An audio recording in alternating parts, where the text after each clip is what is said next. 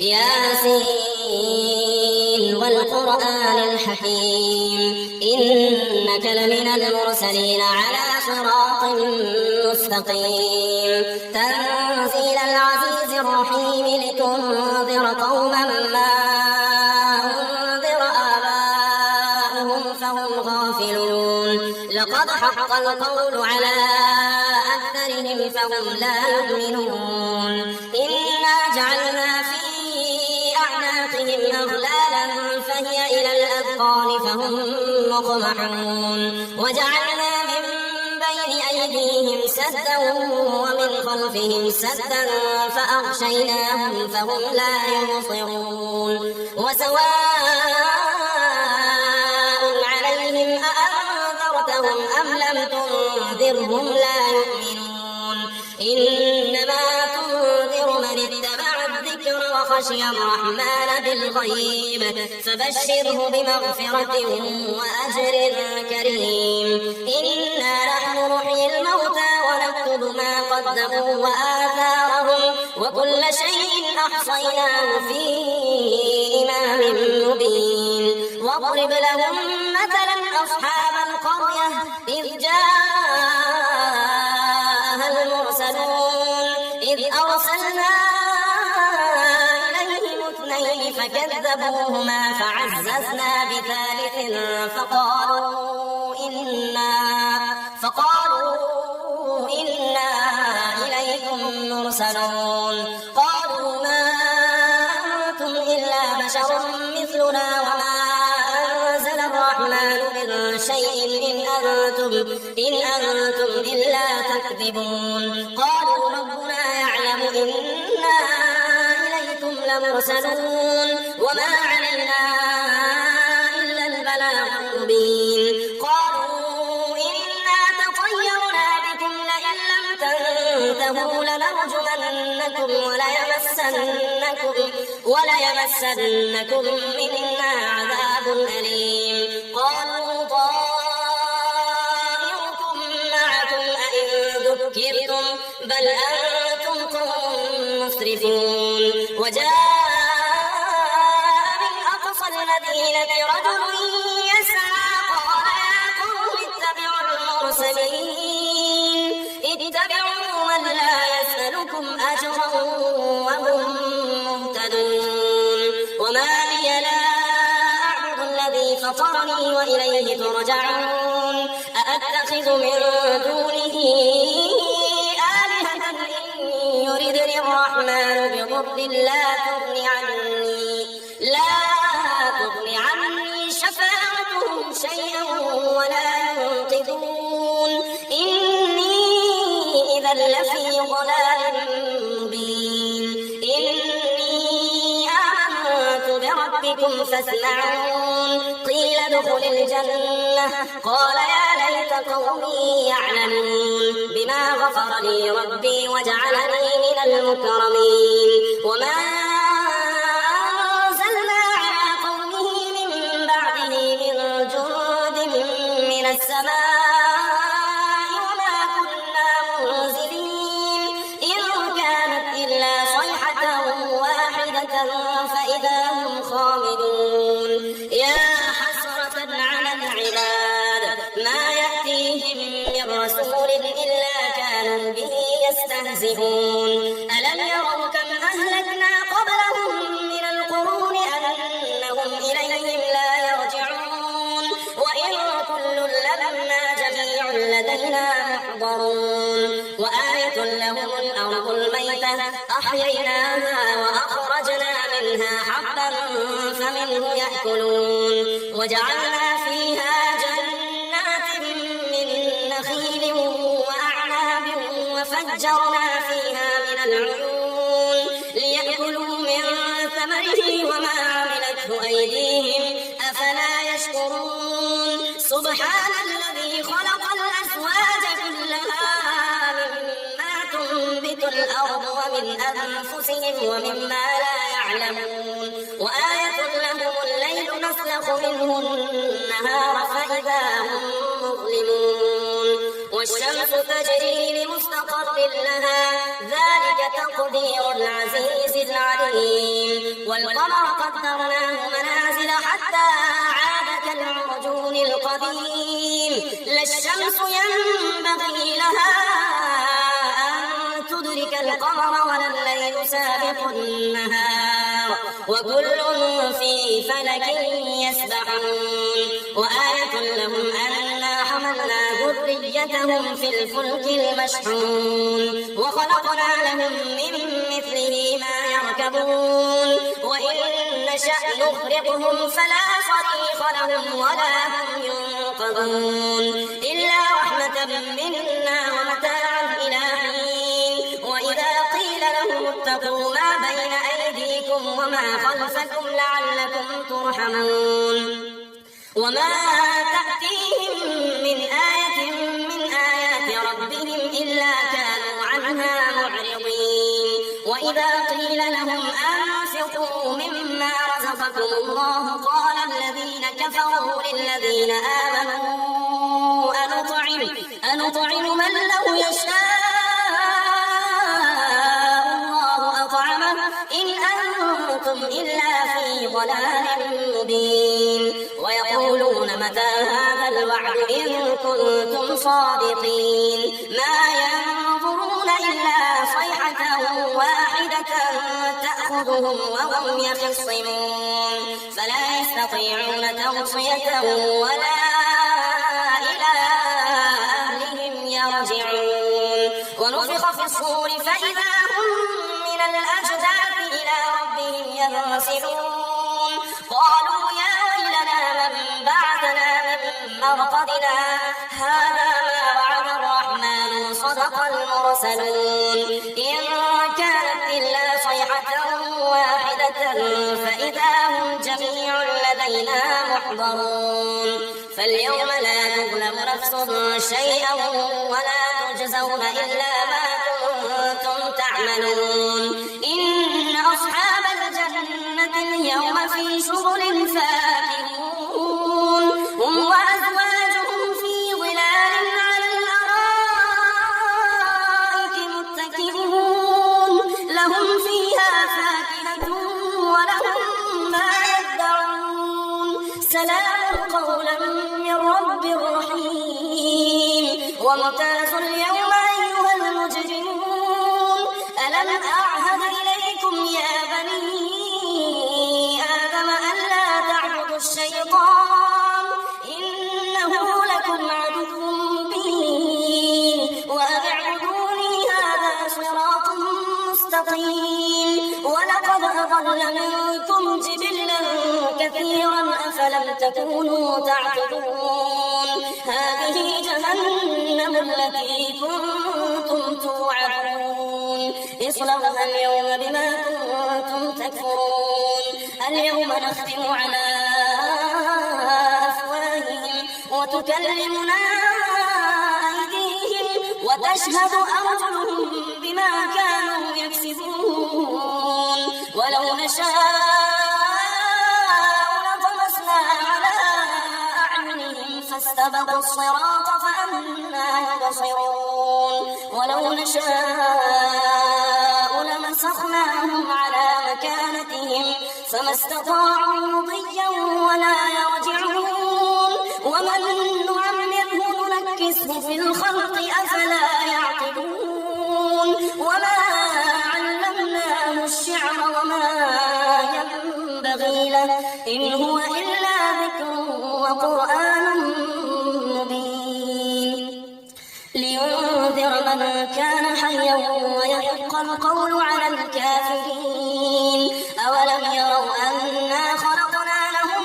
مما عملت أيدينا أنعاما فهم لها مالكون وذللناها لهم فمنها ركوبهم ومنها يأكلون ولهم فيها منافع ومشارب أفلا يشكرون واتخذوا من دون الله آلهة لعلهم ينصرون لا يستطيعون نصرهم وهم لهم جند محضرون فلا يحزنك قولهم إنا نعلم ما يسرون وما يعلنون خلقناه من نطفة فإذا هو خصيم مبين وضرب لنا مثلا ونسي خلقه قال من يحيي العظام وهي رميم قل يحييها الذي أنشأها أول مرة وهو بكل خلق عليم الذي جعل لكم من الشجر الأخضر نارا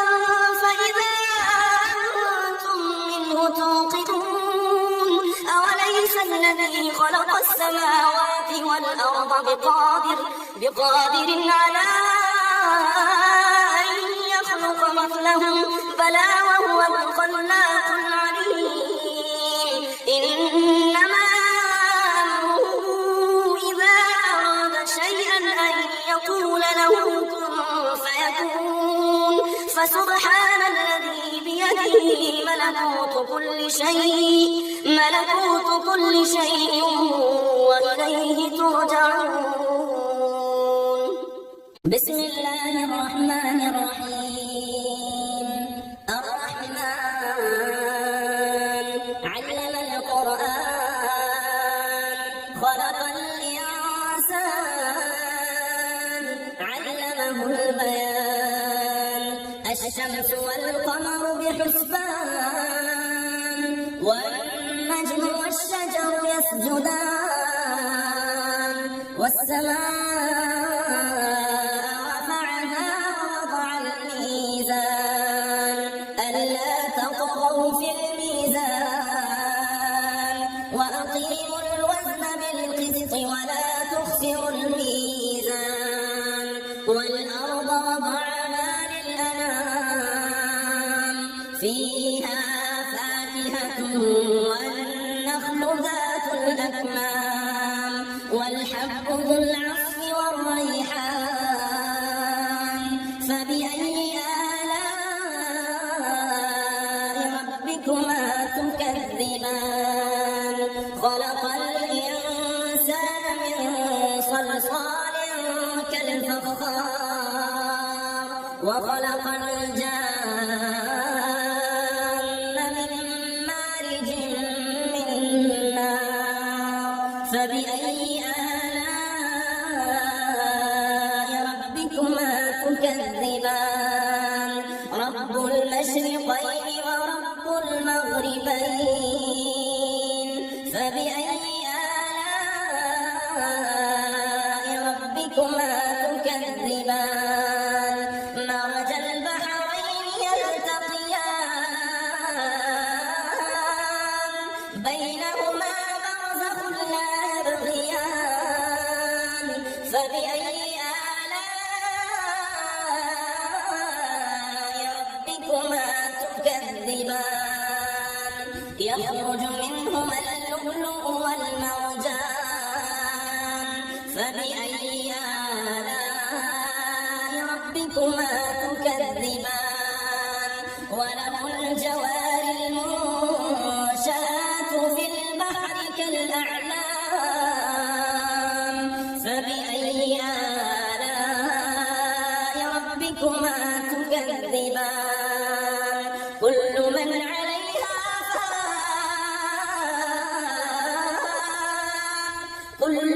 عليها فان ويبقى وجه ربك ذو الجلال والإكرام فبأي آلاء ربكما تكذبان يسأله من في السماوات والأرض كل يوم هو في شأن فبأي آلاء ربكما تكذبان سنفرغ لكم أيها الثقلان فبأي آلاء ربكما تكذبان يا معشر الجن والإنس إن استطعتم أن تنفذوا من أقطار السماوات والأرض فانفذوا لا تنفذون إلا بسلطان فبأي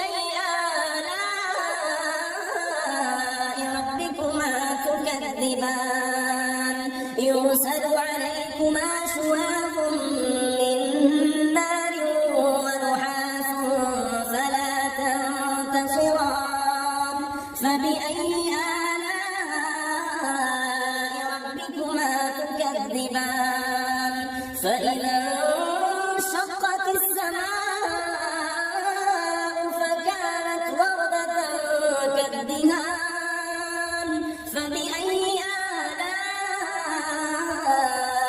ربكما تكذبان فيومئذ لا يسأل عن ذنبه إنس ولا جان فبأي آلاء ربكما تكذبان يعرف المجرمون بسيماهم فيؤخذ بالنواصي والأقدام فبأي آلاء ربكما تكذبان هذه جهنم التي يكذب بها المجرمون يطوفون بينها وبين حميم آن فبأي آلاء ربكما تكذبان ولمن خاف مقام ربه جنتان فبأي آلاء ربكما تكذبان ذواتا أفنان فبأي آلاء ربكما تكذبان فيهما عينان تجريان فبأي آلاء ربكما تكذبان فيهما من كل فاكهة زوجان فبأي آلاء ربكما تكذبان متكئين على فرش بطائنها من استبرق وجنى الجنتين دان فبأي آلاء ربكما تكذبان فيهن قاصرات الطرف لم يطمثهن إنس قبلهم ولا جان فبأي آلاء ربكما تكذبان كأنهن الياقوت والمرجان فبأي آلاء ربكما تكذبان هل جزاء الإحسان إلا الإحسان فبأي آلاء ربكما تكذبان ومن دونهما جنتان فبأي آلاء ربكما تكذبان مدهامتان فبأي آلاء ربكما تكذبان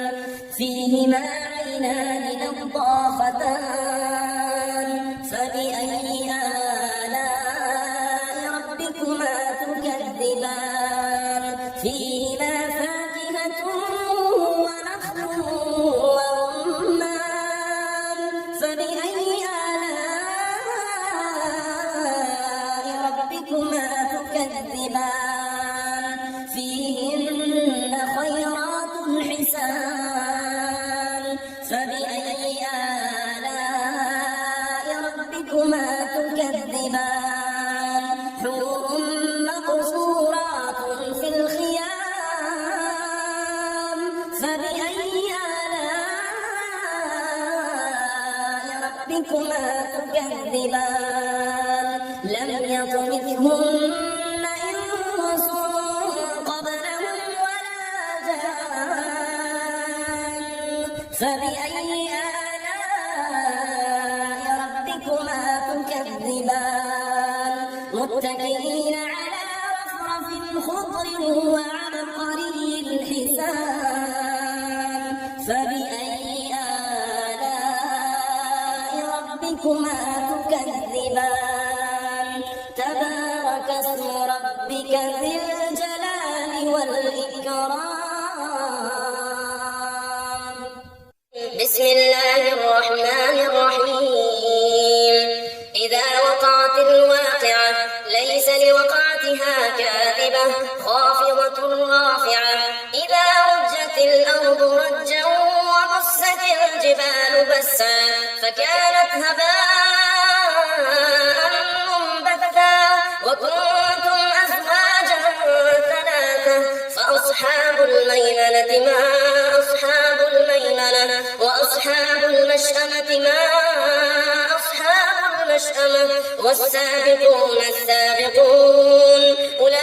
أولئك المقربون في جنات النعيم ثلة من الأولين وقليل من الآخرين على سرر موضونة متكئين عليها متقابلين يطوف عليهم ولدان مخلدون بأكواب وأباريق وكأس من معين لا يصدعون عنها ولا ينزفون وفاكهة مما يتخيرون ولحم طير مما يشتهون وحور عين كأمثال اللؤلؤ المكنون جزاء بما كانوا يعملون لا يسمعون فيها لغوا ولا تأثيما إلا قيلا سلاما سلاما وأصحاب اليمين ما أصحاب اليمين في سدر مخضود وطلح منضود وظل ممدود وماء مسكوب وفاكهة كثيرة لا مقطوعة ولا ممنوعة وفرش مرفوعة إنا أنشأناهن إنشاء فجعلناهن أبكارا عربا أترابا لأصحاب اليمين ثلة من الأولين وثلة من الآخرين وأصحاب الشمال ما أصحاب الشمال في سموم وحميم وظل من يحموم لا بارد ولا كريم إنهم كانوا قبل ذلك مترفين وكانوا يصرون على الحنث العظيم وكانوا يقولون أئذا متنا وكنا ترابا وعظاما أئنا لمبعوثون أو آباؤنا الأولون قل إن الأولين والآخرين لمجموعون إلى ميقات يوم معلوم ثم إنكم أيها الضالون المكذبون لآكلون من شجر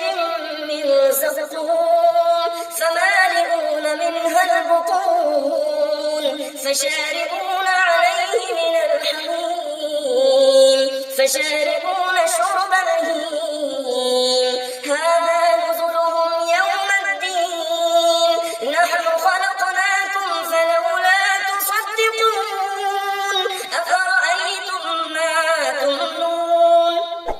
أأنتم تخلقونه أم نحن الخالقون نحن قدرنا بينكم الموت وما نحن بمسبوقين على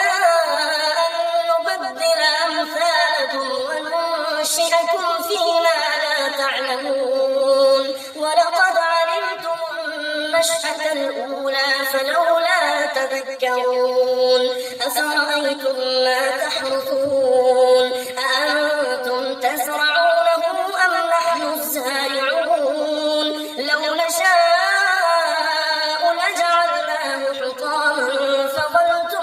يتفكهون إنا لمغرمون بل نحن محرومون أفرأيتم الماء الذي تشربون أأنتم أنزلتموه من المزن أم نحن المنزلون لو نشاء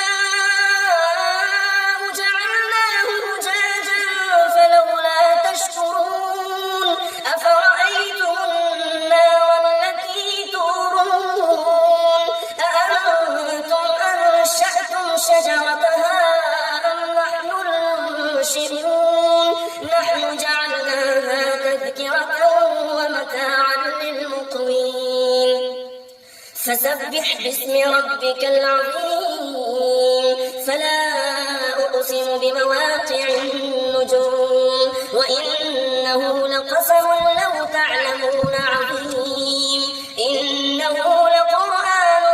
كريم في كتاب مكنون لا يمسه إلا المطهرون تنزيل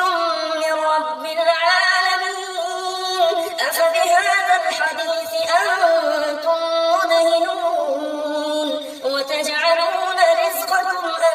أنكم تكذبون فلولا إذا بلغت الحلقوم وأنتم حينئذ تنظرون ونحن أقرب إليه منكم ولكن لا تبصرون فلولا إن كنتم غير مدينين ترجعونها إن كنتم صادقين فأما إن كان من المقربين فروح وريحان وجنة نعيم وأما إن كان من أصحاب اليمين فسلام لك من أصحاب اليمين وأما إن كان من المكذبين الضالين فنزل من حميم وتصلية جحيم إن هذا لهو حق اليقين فسبح باسم ربك العظيم بسم الله الرحمن الرحيم تبارك الذي بيده الملك وهو على كل شيء قدير الذي خلق الموت والحياة ليبلوكم أيكم أحسن عملا وهو العزيز الغفور الذي خلق 7 سماوات طباقا ما ترى في خلق الرحمن من تفاوت فارجع البصر هل ترى من فطور ثم ارجع البصر كرتين ينقلب إليك البصر خاسئا وهو حسير ولقد زينا السماء الدنيا بمصابيح وجعلناها رجوما للشياطين وأعتدنا لهم عذاب السعير وللذين كفروا بربهم عذاب جهنم وبئس المصير إذا ألقوا فيها سمعوا لها شهيقا وهي تفور تكاد تميز من الغيظ كلما ألقي فيها فوج سألهم خزنتها ألم يأتكم نذير قالوا بلى قد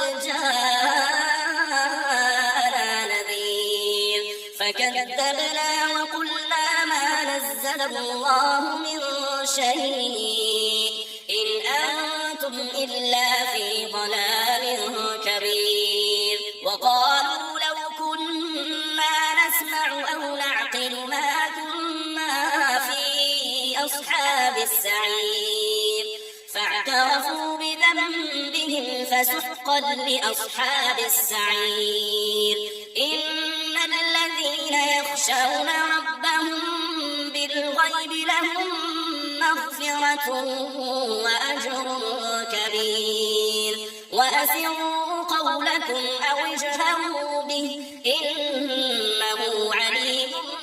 بذات الصدور ألا يعلم من خلق وهو اللطيف الخبير هو الذي جعل لكم الأرض ذلولا فامشوا في مناكبها وكلوا من رزقه وإليه النشور أأمنتم من في السماء أن يخسف بكم الأرض فإذا هي تمور أم أمنتم من في السماء أن يرسل عليكم حاصبا فستعلمون كيف نذير ولقد كذب الذين من قبلهم فكيف كان نكير أولم يروا إلى الطير فوقهم صافات ويقبض ما يمسكهن إلا الرحمن إنه بكل شيء بصير أمن هذا الذي هو جند لكم ينصركم من دون الرحمن إن الكافرون إلا في غرور أمن هذا الذي يرزقكم إن أمسك رزقه بل لجوا في عتو ونفور أفمن يمشي مكبا على وجهه أهدى أمن يمشي سويا على صراط مستقيم قل هو الذي أنشأكم وجعل لكم السمع والأبصار والأفئدة قليلا ما تشكرون قل هو الذي ذرأكم في الأرض وإليه تحشرون ويقولون متى هذا الوعد إن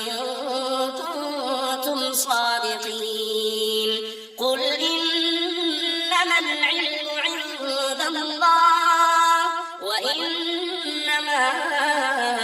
أنا نذير مبين فلما رأوه زلفة سيئت وجوه الذين كفروا وقيل هذا الذي كنتم به تدعون قل أرأيتم إن أهلكني الله ومن معي أو رحمنا فمن يجير الكافرين من عذاب أليم قل هو الرحمن آمنا به وعليه توكلنا فستعلمون من هو في ضلال مبين قل أرأيتم إن أصبح ماؤكم غورا فمن يأتيكم بماء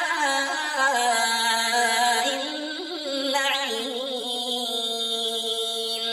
آمنت بالله صدق الله